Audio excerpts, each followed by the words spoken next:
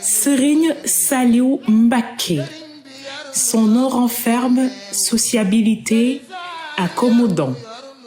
L'illustration parfaite de Mame Borom Touba.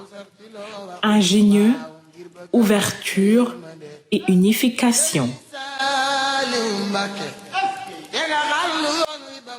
Je le surnomme l'homme le plus humble et le plus instruit. Maam ki jël dundam jox ko suñu boroom. Maam ki defar ndaw ñi ngir ñu màggal suñu boroom. Maam ki defar ndaw ñi ngir ñu am suñu boroom.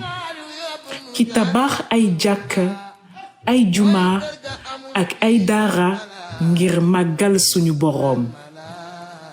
Turam bu sell bi du fay ndax kat aw jëfam ju baax ju ko suñu boroom fay.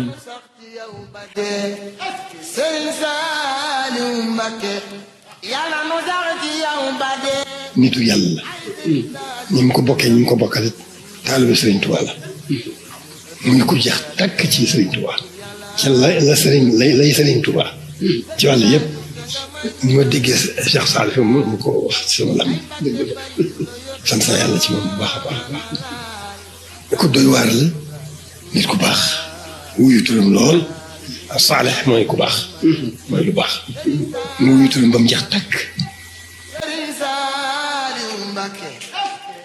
amuñu sa fay Mbacké dara du la fay. Maam ñaanal ñu raw ndax kat sa jëmm ja daa raw. ñaanal ñu ak koom yow mi di boroom xel koom. di boroom xel koom.